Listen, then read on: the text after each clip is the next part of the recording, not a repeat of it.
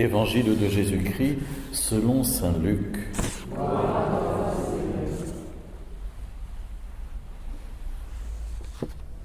En ce temps-là, Jésus, marchant vers Jérusalem, traversait la région située entre la Samarie et la Galilée. Comme il entrait dans un village, 10 lépreux vinrent à sa rencontre. Ils s'arrêtèrent à distance et lui crièrent « Jésus, Maître, prends pitié de nous !» À cette vue, Jésus leur dit « Allez vous montrer au prêtre. » En cours de route, ils furent purifiés. L'un d'eux, voyant qu'il était guéri, revint sur ses pas en glorifiant Dieu à pleine voix. Il se jeta la face contre terre aux pieds de Jésus en lui rendant grâce. Or, c'était un Samaritain.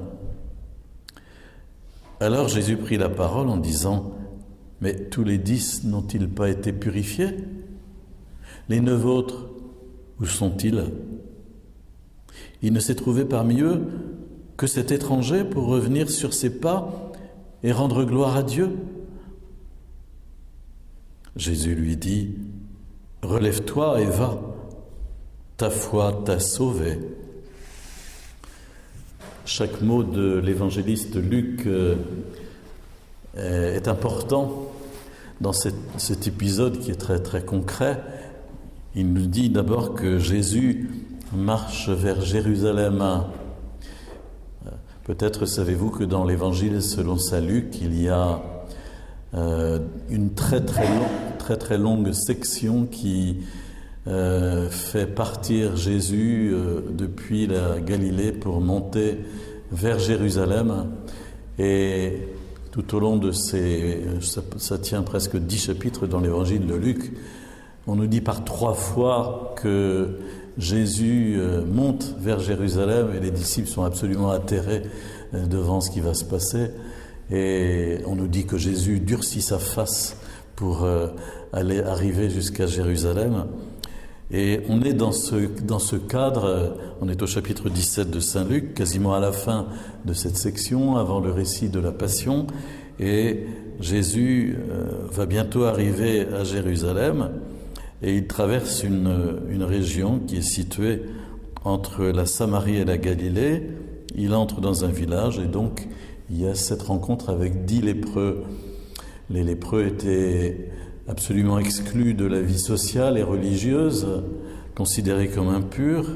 Et ils doivent donc se tenir à distance et puis crier pour se faire entendre et dire « Jésus, prends pitié de nous !» Et Jésus va dire la phrase absolument normale mais étonnante « Allez vous montrer au prêtre ». En effet, quand on était guéri de la lèpre, eh bien, on allait faire constater sa guérison au temple de Jérusalem, s'il vous plaît, où il y avait une petite pièce qui était réservée à ce type de prestations, consultation et observation et confirmation de la guérison. Allez vous montrer au prêtre. De façon subliminale, ça signifie vous allez être guéri, vous êtes presque guéri. En tout cas, je ne sais pas très bien ce qu'ils ont compris, mais ils se sont mis en route vers Jérusalem, sans doute derrière Jésus, un peu plus loin, ou devant Jésus, après tout, pourquoi pas. Et on nous dit qu'à un moment, il y en a un qui réalise d'un seul coup, et c'est quelqu'un qui n'est pas juif, il est samaritain, et d'un seul coup, il réalise que s'ils sont guéris, c'est à cause de Jésus. Et alors, on nous dit que il retourna sur ses pas. Voyant qu'il était guéri, il revint sur ses pas. Un petit peu comme Naaman le Syrien, qui vient se présenter jusqu'au prophète avec armes et bagages et qui dit, voilà, j'espère que je vais être guéri. Et le prophète lui dit, il fait envoyer un serviteur pour lui dire, va donc te laver 7 fois au Jourdain. Et l'autre est absolument dépité de ce que le prophète n'ait pas fait un grand signe abracadabra pour le guérir devant tout le monde. Mais voilà, revenant sur ses pas, lui aussi, il va rentrer dans l'humilité et puis aller se baigner 7 fois au Jourdain et il sera guéri. Et cet homme revient sur ses pas pour retrouver Jésus. Tandis que les 9 autres suivent leur chemin, parce qu'au fond, ils sont enfermés dans le carcan de leur représentation. Il faut absolument qu'on aille faire constater notre guérison. Vous savez, nous chrétiens, on est quelquefois un peu comme ça aussi. On a des œillères ou des choses bien fixées. Il faut faire comme ça doit être fait, voilà. Le pape François met de l'huile dans tous les rouages régulièrement pour essayer d'assouplir tout ça. Mais voilà, ils n'ont pas pigé, ils n'ont pas compris que c'était Jésus qui était à la source de leur guérison et qu'aller la faire constater, c'était certainement très bien, c'était la loi, mais pour autant, il manquait une partie, laquelle? L'action de grâce, le remerciement, la gratitude. Et cet homme, Saint Luc nous le décrit avec force détail. Il nous dit, premièrement, il revint sur ses pas, donc il fait demi-tour, et de façon subliminale, on entend aussi qu'il y a une conversion à travers ça, se retourner. Et puis, il glorifie Dieu à pleine voix. Il se sent parfaitement libre de remercier Dieu à pleine voix, de glorifier Dieu à pleine voix. On est un peu coincés, nous, de ce côté-là. Et vraiment, il ne faut pas qu'il y ait trop d'expressions démonstratives. Nous sommes des Occidentaux français.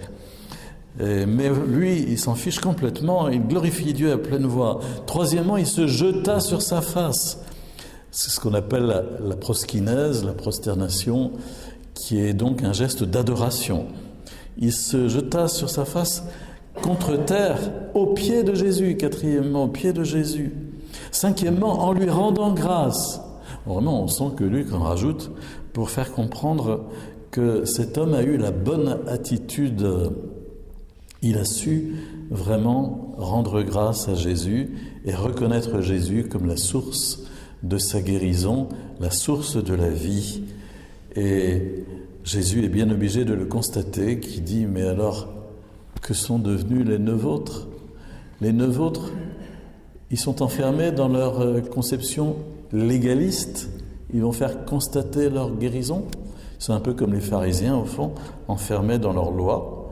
Mais voilà, les yeux aveuglés sur Jésus.